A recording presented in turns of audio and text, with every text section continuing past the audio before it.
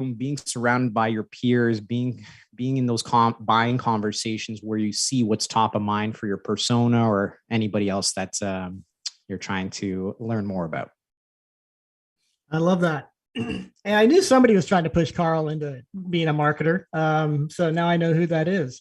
Carl, speaking of which, why don't you introduce yourself? You can talk about your haircut if you want. Talk about what my daughter, who my daughter thinks I look like now, which made me laugh and cry. Yeah, my name's Carl Ferrer. I'm Director of Sales here at Refine Labs, and I can confirm that Arthur has been trying to get me to migrate over to the marketing side. What he doesn't realize is that I am one of the most conflicted salespeople probably on earth, because my entire sales career has been devoted to selling marketing to marketers. I feel like I'm already there and less of a salesperson every single day. Who knows? But great to be here. What community means to me, been some great answers already. I think communities are areas of wherever, the internet, places I hang out, that like I'm proud to be a part of, if that would be kind of one extra characteristic that I would add to the table, right? And I think they can be a number of different things. It could be LinkedIn. It could be, like Nick mentioned, some private Slack channel. I think Chili Piper particularly does like a good job with like this other form of community, which is I'm on their customer advisory board, and like I'm proud to be on that. And I've been asking Arthur for hoodies and t-shirts for like 6 months now. But I think there's something there as well where it's like, it's not even really about Chili Piper. I get to hang out with other salespeople. So can I surround myself with people that are smarter than me, that will challenge me, that have already achieved the things that I want to achieve? That to me are the kinds of communities that I'm looking for. And pretty excited to learn even today. So thanks for having me. That's awesome, Carl. And I'll save the best for last, in Sydney. Oh, geez. Always make me blush on these. Like, he loves doing that. It's great. Hi, everyone. I'm Sydney Waterfall, VP of Demand here at Refine Labs. And what community means to me is a place where I can learn from others, a place where I can also give some of my expertise and help others. That's just like one thing naturally I love to do. And again, it could be in a bunch of different formats, but I think that's really what it comes down to, is learning from others and learning different tactics. It could be ways of thinking. And the last thing is just connecting with different peers where I normally would probably never have a relationship without that community. Like I've, was just on a community event and chatting on Slack with Nick right before this event. And we probably would have never done that. And I feel like I kind of know him. If I saw him out at a restaurant, I would be like, hey, what's up? So to me, that's like the emotion that you want to provide in a community as well. Excellent. So that's the group. Really looking forward to this. And there's kind of a few angles I want all of us to keep in mind as we go through this. There's kind of you as yourself creating your own community in terms of being out more on LinkedIn and sharing and putting yourself out there. There's joining third-party communities or starting your own, which Nick and Arthur have done, and we'll talk about that. And then there's kind of the community around the company. And so I'm just fascinated to kind of hear how we all think about the intersection of these.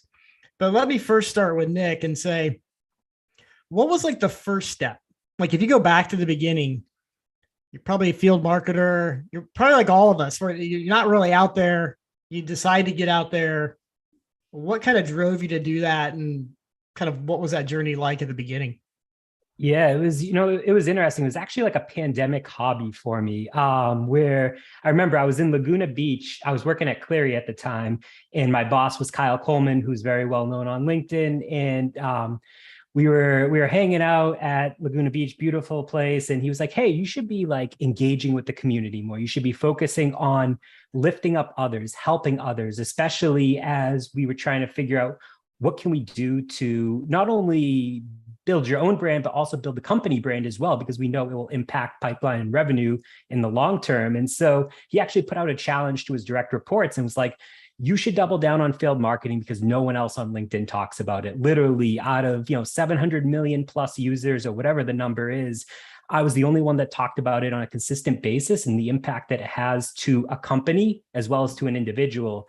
And it was really kind of like a competitive nature for me. I love competition. I'm big into sports. And so when anyone says, let's do a competition, I'm 100% all in. And that was really the journey for me. I just started from there, started to figure out, what does community actually mean when you're in a pandemic where you're locked in your house and you don't really have much going on. And I've been remote for the last 8 years, so it wasn't too much different for me, but I wanted to find ways to elevate my career, both from a personal and professional aspect. And community was the first thing that I turned to. And then LinkedIn, in addition to that. And honestly, it was a game changer. So it sounds like for you, it was fairly natural. Kyle just threw out the challenge and you're like, hey, if you're going to call me out and put down the gauntlet, I'm going to go for it. Is that kind of how it went? Absolutely. Yeah. It was just but it was figuring out, what do I actually want to be known for? And he kind of helped me from the field marketing lens, because I didn't think anyone would want to know what that means or care what it means in kind of a community aspect. But as we know, the pandemic has impacted field marketers probably more than anyone right now, and trying to figure out, what does that mean to your content strategy, the distribution, events, all of those things, and trade shows for those that enjoy those. How does that all play together? And so it really opened my eyes to kind of a bigger aspect of what I wanted in both my life and kind of from a professional aspect. And if it wasn't for him, I probably wouldn't even have done it. So I'm definitely very thankful. Yeah, so you have a few ingredients here, and I'm going to come your way here, Arthur, in a second. One is, you had buy-in from leadership. In fact, it was his idea. Two is you found a niche early, which I think is important, where this was something you were comfortable talking about. You probably didn't think of yourself as an expert, but you were. And as you started gaining some momentum and putting content out there, I think you probably found your voice and kind of confidence and so forth and so on. And that's kind of taken off from there. Arthur, I'd love to kind of hear your journey. Were there other elements involved in kind of your progress, or did you see some consistency with what kind of Nick outlined? Did we lose Arthur? It kind of locked there, but I think from what I heard, it's funny. I still think I'm on this journey of defining my niche, and I've kind of now have built a little bit of a following with the transition from sales to marketing. But if I go back, I think this has always kind of been my playbook in sales, to be honest. And I think Carl does this really well too, where any time, like I've sold very vertical specific SaaS, real estate, automotive, dentistry. And anytime I started selling, one of the first things that I would do was kind of look and say, hey, who are people who, whenever they speak, people are like, yes, that's my buyers are listening to. So, and then from there, what I'd basically try and do is just show up to their events, add value to, if they're posting on LinkedIn, add some comments there, ask them questions that maybe get them to think a little differently. And over time, what actually happened was you slowly become a part of that person's community. You like bite off a chunk, and I started to be known more and more. So to me, I think that's always been the playbook. I've always been fascinated by trying to understand, hey, based on where my buyers are at, what type of information are they listening to? What is like the goal? What are some of the blocked revenue? I think we're losing. And I felt Arthur. like that was my initial playbook to understand that. It's like frame your entire revenue engine around that, just understand where buyers are hanging. Oh, am I in, or I think I can hear you guys well? Yeah, you're breaking up a little bit there, but there's a piece of this that I kind of want to hone on, I think is a key element, and that is your participation early on in other communities. And by just participating in the communities around you, you're able to kind of start kind of forming your own community. And I think that's an interesting and important aspect of this. Similar to having senior leadership buy-in and finding a niche, it's like really just participating in other communities, finding your voice, and then kind of you become a little bit more of a center of gravity for kind of your early followers. I would love to hear then from Sydney and then Carl, kind of the same question of like, what was your journey getting into this? Like, I know both of you after you were already kind of celebrities, where I'd follow you and, see all the words of wisdom you put out, and then eventually got to work with you. But what was the early days like, Sydney? How did you kind of make that jump, and what was kind of going through your mind at the beginning? So when I started at Refine Labs, obviously I started here because I was passionate about what the company did and trying to help change B2B marketing. And I think that's a common thing about anyone that works here. And, I learned from Megan and Chris. I never thought it was going to be a part of my day-to-day where I would be engaging with people in a community and learning from them, but it was an unlock for me because I had the permission to do so.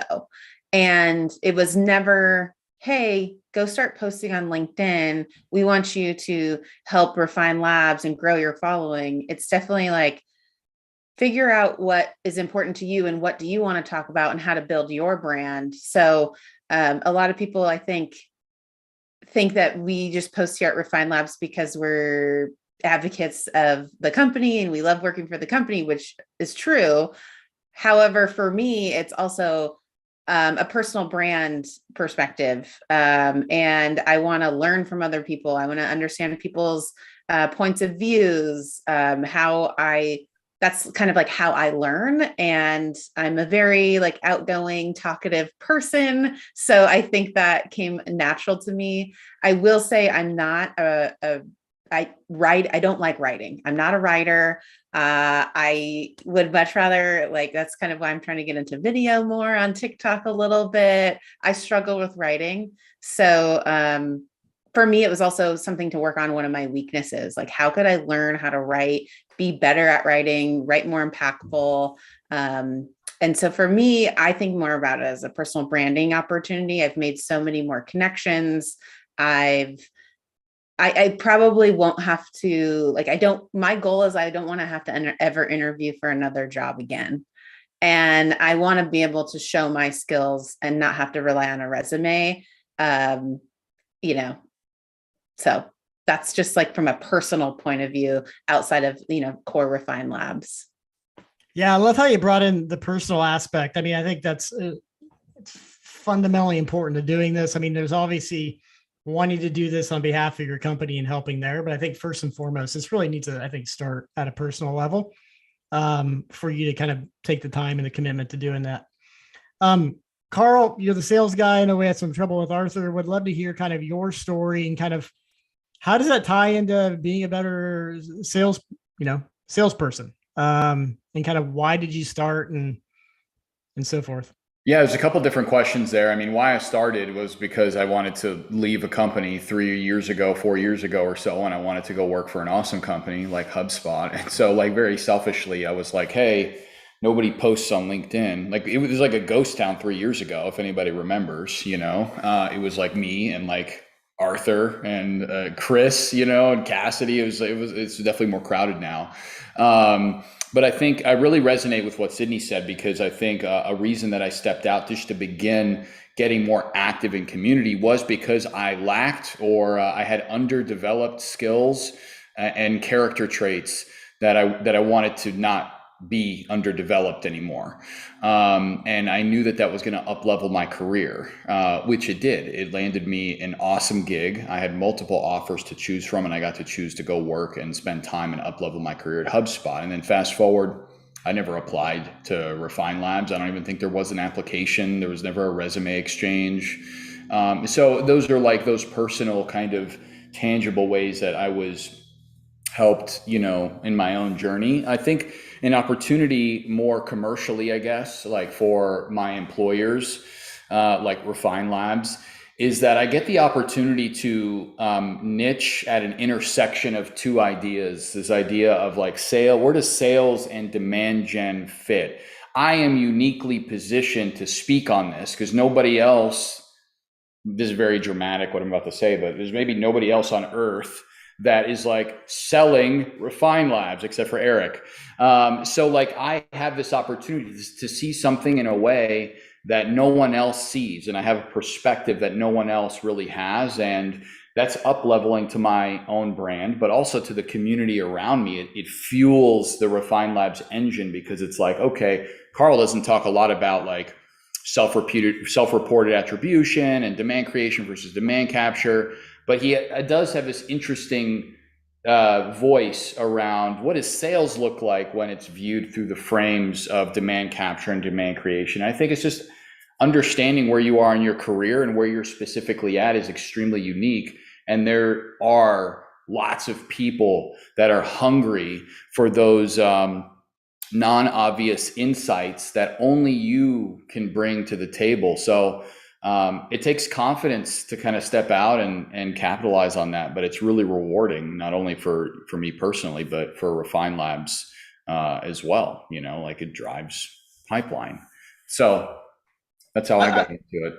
I like how you thought about the intersection between kind of the company and kind of in your position and finding the kind of that unique niche, which was something we heard from Nick earlier. But I'm going to turn a question over to you, Nick, because I think it's a one we often all ask ourselves that came from the audience, and that is, it does feel easier for us to talk about this because we're sales and marketers selling to sales and marketers. What happens when you're a marketer and you're selling, as this example, you know, cybersecurity or operations or finance or supply chain? How should you think about that in terms of getting started? Do you worry about the company? Do you focus on what your unique niche is? How do you find that intersection? Any thoughts on that? I'm sure you get asked this quite a bit. Yeah, I think you have to kind of balance it really delicately. Right before I came to Alyce, I actually worked for a company called logs.io, and we sold to engineers and developers. And I realized very quickly that that wasn't the type of audience that I do well with. But it was really interesting because the way that you market, the way that they think about community, and the way that marketers and salespeople think about community is very, very different. And it's very much that data, like factual, like they love white papers, things like that. Whereas like the whole dark social aspect and everything that you focus from a LinkedIn and community aspect, like they may be on LinkedIn, but a lot of them aren't posting content like that. So I think you have to balance more of like the brand that you work for and the company that you work for, kind of building community up through that, or if there is third-party communities. But I think it's still, I don't think as a marketer, regardless of what industry, and the principles of what you're saying is still true. Like you're still going to be talking about marketing related stuff, and you can apply it across different aspects of industries that you work. And you just have to find influences within the company that they'll listen and trust as well. And that's where the SMEs kind of come into play too. And like we had a CTO that was incredibly well liked, huge on Twitter, like literally every event that you would go to, people would want to line up to meet this person. And you could do as much marketing as you want to this industry, but like you put a CTO that is well known, SME in the space, like sold so much software through that. And like it's just finding that balance, I think. I like that. I'll give my own personal example. Before Refine Labs, I worked for a company building analytics software. And, you know, the question of like, how did I get into this was my marketing team basically said, we need somebody out there evangelizing and building a community, and you're it. So go do it. And I was an introvert, and this was something I had no desire to do. And my team kind of pushed me out there. So complete opposite of Nick, whose boss came to him and said, go do it. My team came to me and said, go do it. And I wasn't an analytics expert, even though I use analytics in marketing, and I could talk about that. The hack I had in my head, maybe this will be helpful for marketers, maybe not, is I went on a quest. And so what I went on a quest to do is learn from the experts in kind of the analytics space. So I would go interview them, and I'd start a podcast. And instead of putting out my own content, I would put out what I learned from them. And what happened is very much like what Arthur said. I started being part of the community because I was sharing what the community was learning back to the people that I wanted to target. And so you could do this for cybersecurity. You can do this for supply chain. If you're curious, just go on a quest and figure out from those who are experts in the industry, kind of use their voice and their expertise to kind of share with others and build that way. And over time, you'll become an expert if you do that enough. So a little bit of a hack there, if that helps anyone out. Nick, I'm going to come back to you, and then I'm going to kind of go to Arthur if he's back on. That was a question about like how to balance these things. Let me ask it from the other direction, which is you have you do this for yourself, you do this for a community that you've built, but you also do this for Alyce. And so when you think about that, how do you think about that? And how do you balance kind of your activities so you're devoting enough time and attention to building the community for Alyce versus building your own versus building kind of what you and Arthur started? Yeah, it's an interesting question. And I know Pete Larenko, who's on as well, we talk about this a lot because I would say 98 to 99% of the content that I create on LinkedIn, it actually doesn't mention Alyce at all. I actually don't talk about Alyce in a lot of the content that I create, but I still will drive $1 million in pipeline this year just from organically creating content on LinkedIn because it is, I am connected to a lot of the ICP. I am connected to the marketers and the accounts that we want to get into. And when they see you creating content of value and delivering something that can help them on a daily basis, it makes you want to go, one, click that person's profile, see what they do, realize, oh, maybe I do have a need that they could solve. And I'm going to reach out and DM and just, say, hey, I'd love to learn more. Could you put me in touch with someone? And so kind of that, self-reported attribution has been huge for us. We made the change, I think, in November last year, and we got rid of, the drop down on the demo form. And it's like, how did you hear about us? Required question. And on, I would say 2 to 4 inbound demos per week right now, they'll mention my name. LinkedIn, TikTok now is coming in. I have some stuff on like YouTube now that I've been like playing around with to try to get my podcast more out there. So it's been really, really interesting. And then going back to the other aspect on, the community that Arthur and I created, Revenue Era, we really wanted to create something that was very revenue marketing focused, that helps, Chili Piper, Alyce, but ultimately it was our own communities because, again, we wanted to set ourselves up for future success where we never had to apply to a job again. And so we wanted to make sure that we had 4 key audiences. So field marketing and events, demand, growth, and ABM. That was kind of like the key ICP. And then 4 pillars of the Revenue Era were like community, content, tools, and templates. And then we had 4 core values as well. And so the whole goal was if we can, again, deliver value on an everyday basis, tie that into what we're doing across TikTok, LinkedIn, all these other social channels, it just makes it come across that you are SME in the space, that people want to work with you, that they value your input. And so when they are going to look or make a decision, they're going to come to you first, hopefully, and explore whatever product or service that you're offering. And one of the things I like how you map that out. It was about value for the community.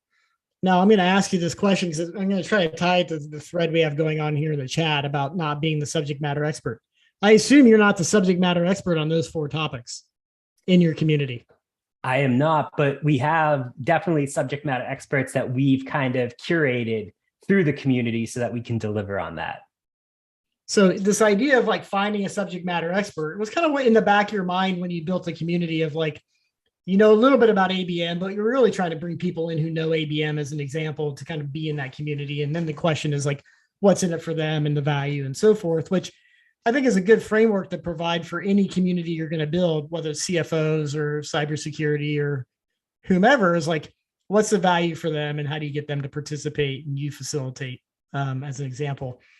I would love to hear from the audience though, as we go on, if that's starting to answer some of the questions we have in here about building a community that's kind of outside marketers and salespeople.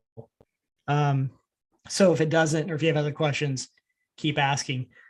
I'm going to take another angle of a question I saw here, and I'm going to come to you, Sydney, and that is, how do we think about measuring this? So there's on one aspect, the personal brand measurement, which is, do I ever have to, create a resume to get a job in the future? What about like kind of the relationship between, on the company side of this? So like if you think about Refine Labs as an example, or what or the example Alyce from Nick, like, how do you know this is working for a company? Well, Nick gave a great example that they updated their forms. That's something that we talk about here a lot is self-reported attribution. Like like it's very clear and dry. It's hard to measure the impact of a community, especially like a private Slack community, something that's hosted on a different domain, and people don't want to be forced into some type of community that is trackable also. Like they will be like, no, I don't want to do this. So, I mean, when we think at how do we know if this is working for communities, or how do we know if some of our customers are doing different things, it's really self-reported attribution, because that's what's going to tell you what is creating demand. And a lot of things that Nick just mentioned, his personal brand is creating demand for Alyce. His other potential communities, the Alyce owned communities, will probably show up in self-report attribution as well. It'll say, okay, here's this community that's driving that as well. So those are all positive signals that it's working and it's resonating. I think you can also look at engagement. So that's like the business metric. But, and I'm also curious on like Arthur and Nick's point of view on this is, you can start a community, but you have to get people to use the community, be in the community. You only get as much out of a community as you put in. That's something that I've learned. I've tried to narrow my communities to like 4 to 5 instead of like 20, just to be in one, because I'm only going to get out of it what I put in and the time that I put in. And even if you're not contributing, you could still be learning and listening and watching things to get out of it before you might feel confident to like start contributing.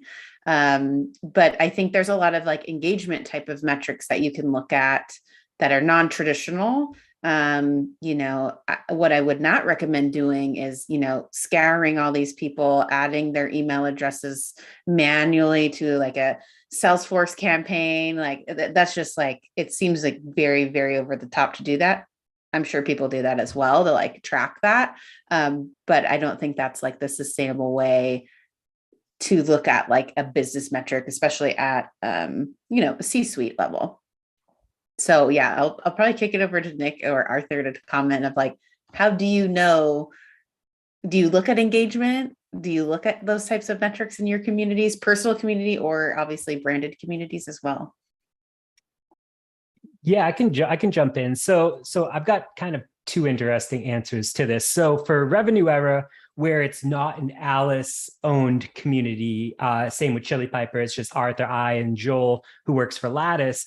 This was something where, we are measuring the engagement. It's something where we're just trying to help others, but we're not monetizing it or anything. It's more of just getting it off the ground, helping others, delivering value. The other aspect that we have, and Sydney, you were on there earlier, is the M2 community. And so M2 is a community that was put together by Mutiny, Chili Piper, and Alyce. And so it's again for revenue marketers, but the engagement there is much, much higher because they have dedicated resources. They're actually it's backed by businesses that are, putting money into it. And so they can support it a lot more versus Arthur and I. This is just a side hustle for something we wanted to do to try to help more people out, get people jobs, make people feel more impactful in the marketing that they're doing, and evangelize. What does that actually mean for people? So, I mean, yeah, I see a huge difference between the two. And honestly, the M2 community, the engagement, the level of commitment to people and what they're delivering is a lot more. But the money that goes behind that is way higher, considering for Revenue Ever, we put $0 in, and it was more just a place for people to hang out and get to know each other. On a side note, Nick, or I've seen this with Carl and Sydney as well. When you see your name in a lead form, that this is the reason that they came to your company is because of Nick or a Carl or Sydney. How's that make you feel? Yeah, I mean, it makes me feel really good. It's like it's interesting because it feels like everything that I've worked hard for, and I don't do it to like boast or like rub it in people's faces or anything like that. It's just, when you work really hard on something for the last 2+ years and you show up every single day, day in and day out, even when for the first 6 months where I saw no traction at all, and before like 12 months is when I started to see a little bit of traction, but like I still showed up every single single day, even when no one was listening to me, or at least what I thought no one was listening to me. And so to start to see, it start to bear weight and like things start to come in. And last year, drove 500K, 250K of that closed. Like, it's really good to know that the impact of what I'm doing outside of work and this community aspect and evangelizing for the brand is actually making an impact to the bottom line. I love that. Let me change directions a little bit. Now I'm going to direct this to Arthur. And then anybody else on the panel who may have had this experience. And that is, let's go back to, most of the companies we deal with are kind of bought into this. What happens when they're not, or they're skeptical? So let's take the leadership team, and Arthur, you go and say, hey, listen, the way I'm going to do this is I'm going to go off and start building my personal brand. And eventually that's going to be helpful for the company. And then maybe we'll figure out the company community and so forth and so on. Like, how do you have that conversation with leadership if the leadership is not coming to you saying we need to do this, like in Nick's case? Any thoughts on that?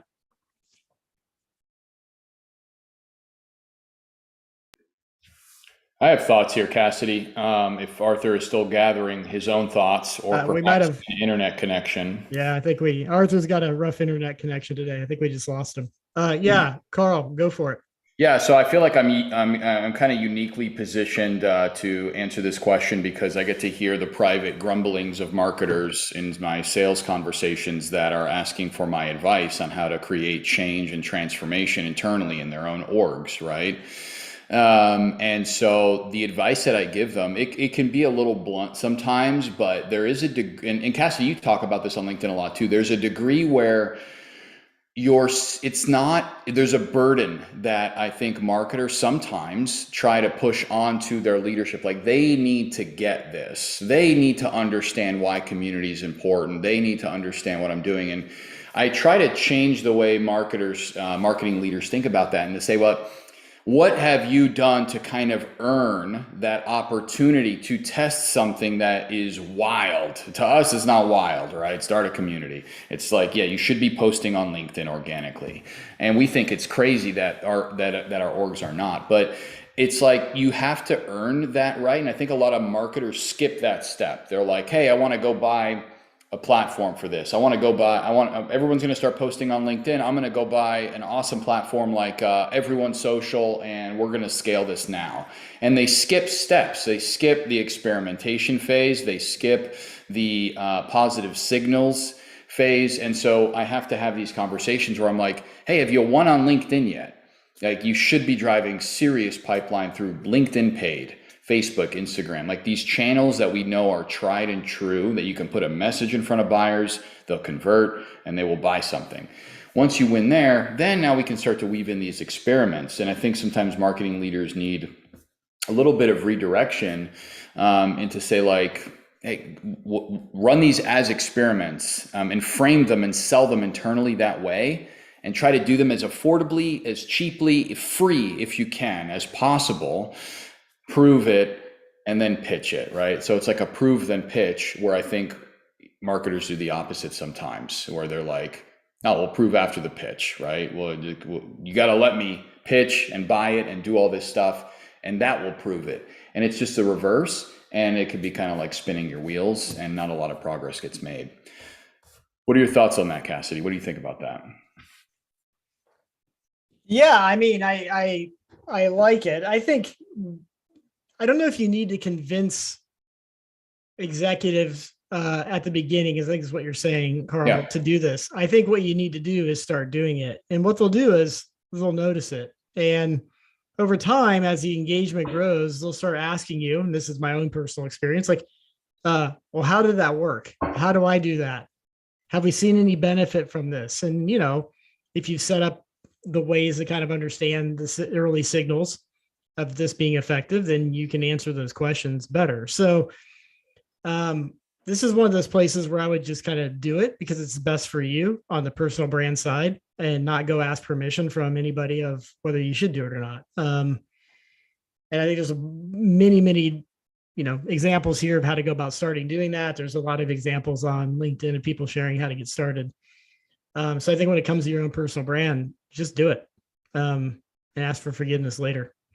And by the time people will notice, you're getting positive signals. So that's kind of my recommendation on that. I don't know, Arthur, if you heard the question, but I'll turn it back over to you. And I was just we're trying to go through how do you kind of get buy-in to kind of do this on the company side? It's tough. And I think about Dave Gerhardt's classic quote, find a CEO that values marketing, right? For me, I was actually very scared. I don't know, Nick, if you remember when we were like, yo, let's launch this revenue era thing. And it got to the point where I was like, man, is this going to conflict with what I'm doing at Chili Piper? Luckily, our leadership saw it as a huge boost to like what I was already doing. And once they knew the target audience, they're like, yeah, we see how this is going to help our brand. So it wasn't as much of a conflict that I built up in my head. So maybe that's another thing, right? A lot of the time we build it up in our heads where they're like, oh, our company's going to hate us for it. And maybe they're like, hey, we've actually been wanting somebody to kind of take the reins on this and be more active. But I tend to agree with you, Cassidy. I think for things like that, you kind of have to ask for forgiveness before permission, or find that balancing line of how do you position this to your company as a benefit and how it's not going to interrupt with your responsibilities in the role. And in fact, if you can position it in a way that it's actually going to help you, that's how I would go about doing it. Yeah, I appreciate that, Arthur. While I have you and your connection's good, I'm going to come back to you. And that is, I would love to kind of end this conversation with helping, you need to build a community for a company. And both you and Nick are doing this, and we can talk about what we do at Refine Labs after. How do you get that off the ground? So you may already be out there doing it yourself. You may have already started something with Nick. Now we're talking Chili Piper as an example. What's the journey you go through to kind of get a community for a brand going? Yeah, this one's interesting because I think at the time, maybe about 2 years now, I haven't been with Chili Piper that long, but I know just before I joined, there was talks about us potentially starting our own community. And my manager, Dan, he actually pushed back on that because we thought it was the flavor of the month. Everybody was trying to start their own communities. And instead, there was enough value out there in communities that existed, which is how do we slowly start to associate our brand? So obviously there was sponsoring and things like that went into play. I think that's part of the reason they also wanted to bring me over from sales to marketing, was because they saw I was already an active member in these communities. So they thought rather than hire a community manager, maybe stick someone in there that is already familiar with the community. So if that exists at your company and you see somebody that's actively engaging in these communities, I think that's an easy way to start. But that's the route we kind of took here at Chili Piper of like, rather than starting our own, what are other communities that we know our buyers are hanging out in, that they're having discussions? How do we understand what they're talking about versus trying to actually grow our own community and own it? I think there's also something to be said about, the one that comes to mind, Outreach Buying Sales Hacker, and that seems to be going pretty well. But is there ulterior motives when you do it through your company versus taking a community first approach and just saying, hey, we want to get as many, whatever it is, field marketers, demand gen marketers in this community, exchanging valuable information versus thinking, hey, how do we get our target accounts and our target personas to join this community so then we can later on sell to them? Another tip I'll add that has been helpful for me is, and this is what I did with Carl actually, and how we became pretty good friends. I saw Carl posting a ton of valuable information. There was one thing that really piqued my interest, and I took that conversation offline. I said, Carl, I love what you just posted here. Would you be open to hopping on like a 30-minute Zoom? Let's just jam. And from there it was history, best friends forever, right, Carl? But I think from that point of view, maybe it's not necessarily starting your own community, but how do you squeeze more out of the communities that are already out there and are already targeting your personas? And how do you become more of a valued member from that perspective? Yeah, this is, I think, a great insight. And that is, we always try to start with, I think, how do we create our brand or our company as the center of the universe for a community? And what you're saying is like, it's probably not going to happen out of the gate. A much easier, lower bar is find the communities that exist out there and just participate and add value, and then take it from there. I think is priceless advice. So I really appreciate that. Nick, I got a question. Probably should ask this at the beginning. How do you actually think of and define a community? Is it something we're trying to like maintain and hold? Is it just something that happens around us? Like if you think about Alyce, like can you even put a number of people on the community, or how would you think about that? Yeah, I think it's an organic thing that happens. And so we've actually talked about launching our own community as well. And it didn't really make sense. Who's going to join a gifting a direct mail community? Like there's only so many people out there, but like, why would I join a community just for that? Whereas if I can partner with other companies or join already happening conversations in these communities, then it makes a lot more sense. Like for me, when Rev Genius, which is, is what, like 27, 30,000 people in there now. I was one of like the first 10 people that were in that community right as like the pandemic started happening. And so it was great. I was adding value. I was learning a ton from people, and then it just continued to grow. And so it was more so, what can I do to partner with these communities and deliver on experiences that are elevated experiences? We know our target ICP is there. What can we do to deliver different types of experiences through gifting and direct mail and the content that we create from it? And so that has actually been really, really big for us. And in 2022, we doubled down on 4 communities. So we have 2 on the marketing side, we have 2 on the sales side, because those are the 2 types of personas that we go after. And it's been really, really great to not only create content from it, but deliver those elevated experiences. And we drive a ton of inbound demos that come from, how did you hear about us? Peak Community or Women in Sales Club or something like that. And it's been really, really big. So why go off and spin the wheel and do our own thing when we can already join conversations that are happening? And like I said, let's be honest, who's going to join a community strictly for like gifting or direct mail? I love the honesty there. I appreciate that.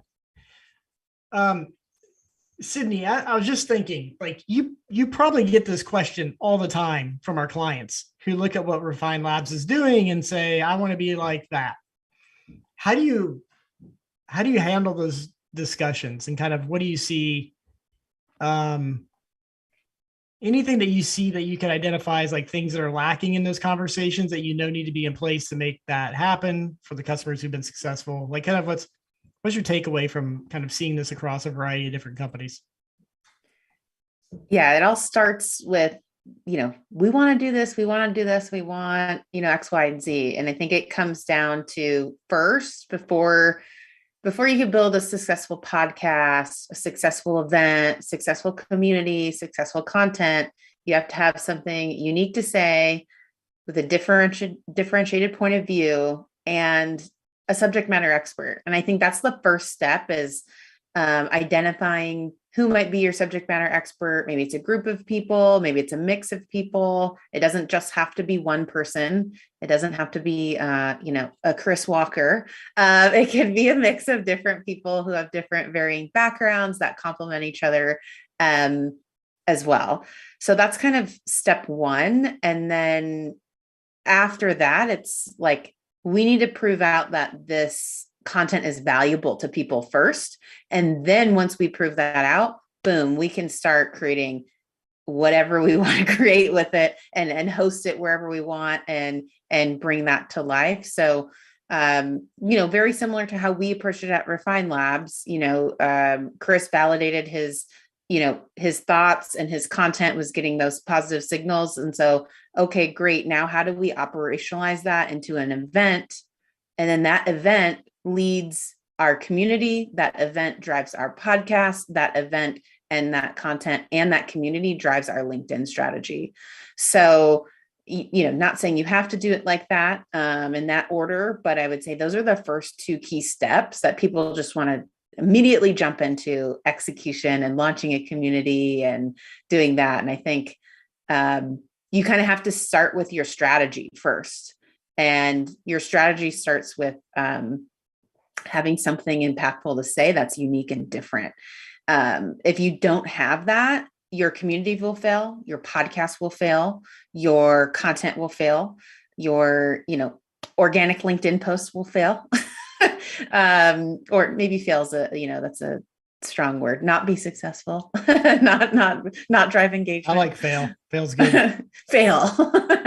That's aggressive. But I think that's the thing. And when I look at successful communities and successful companies, like Nick has done a great job because he's validated. He knows he has a point of view. He knows how to talk to people. He knows how to write. He knows how to create engaging content. And then he can go apply that to a bunch of different ways.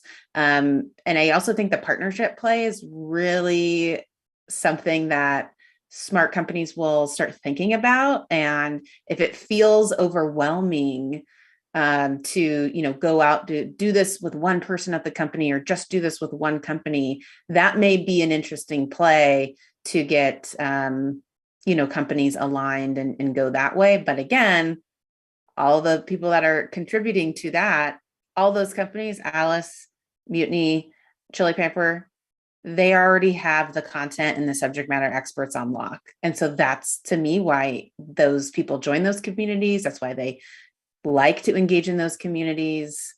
So I think that's the first step, in my opinion. And that's what I hear with customers a lot. Yeah, that is great. So let me kind of reframe that. I'm going to try to wrap all this up. So you need a point of view.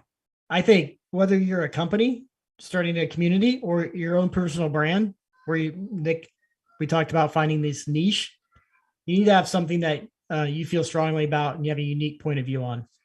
2, you find the subject matter expert that can deliver it. When it's your own personal brand, it's you. When it's your company, you need to find this person who's willing to go out there and give it a shot. Then I think both Sydney and we all talked about this idea that when you start, all you're looking for is some initial positive signal, right? So you're not going to spend a ton of money and be very elaborate about this. You're going to start small, get some early signals, and then figure out how to expand and grow and make it more systematic from there. So it's kind of like an initial framework to get started. Some other things that I really like that I heard here is, Arthur had this point, both on personal brand and on kind of a corporate brand, is join other communities and participate in that. So take your point of view and your subject matter expertise and go to a community and be part of it, learn, build relationships, and kind of go from there. And I do think this notion of the partnership model is unique, which we really didn't touch much on that.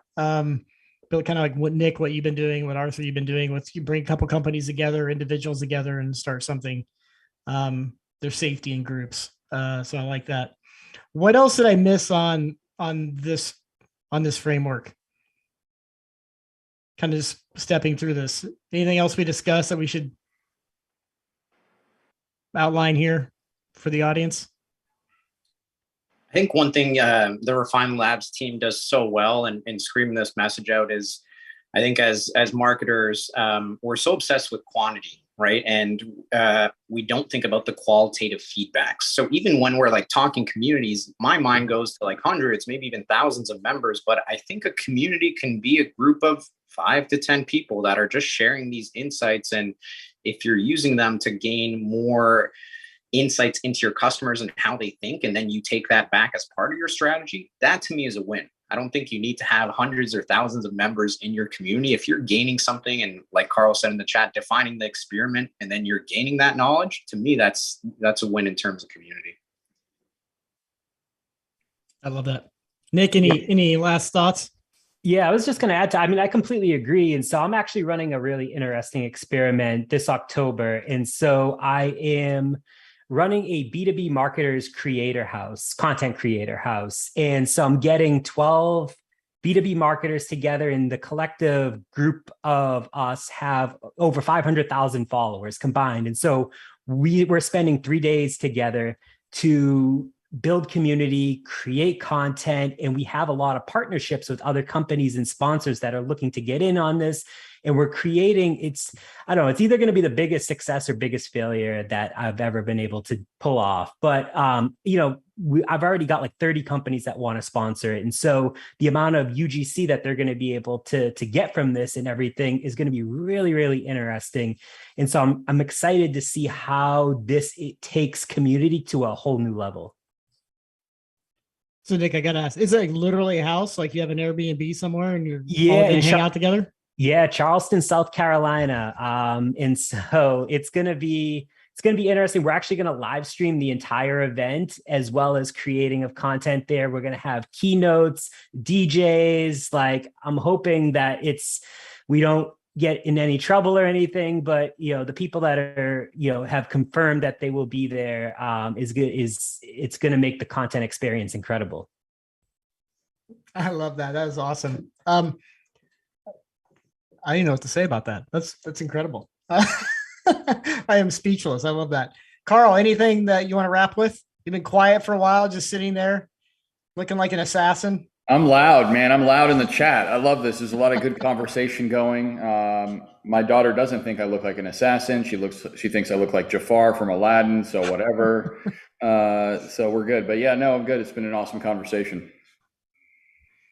Excellent. Feel free to drop any last questions. I'll give you kind of my parting shots on this, and they're really two, just to think about. One is this definition of community. Like, we don't actually track this at Refine Labs.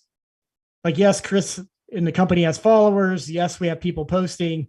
Yes, we have a podcast, but we're not thinking this is like our community. It's just like, this is communities that we engage with and people who are interested in what we have to say. And we don't go around spending time counting that up. So we think of this as more of just awareness and education and providing value to as many people that we can. And, and if we provide that value, it'll grow over time, and we're not trying to figure out like what that looks like. The second thing is kind of the personal brand to kind of the company brand is, and I think this is a good model for companies going forward, is like, we literally don't care. Like, our employees somebody could go off and just talk about cats all day long if that's what they want to talk about and that's what they're passionate about. We're not asking anybody to go off and post about what Refine Labs believes in. Now, we happen to have a lot of people doing that because they're passionate about what we do and what we believe in, the value we provide. But there's no higher order that says you have to do this and that you have to talk about us. It is really up to the individual.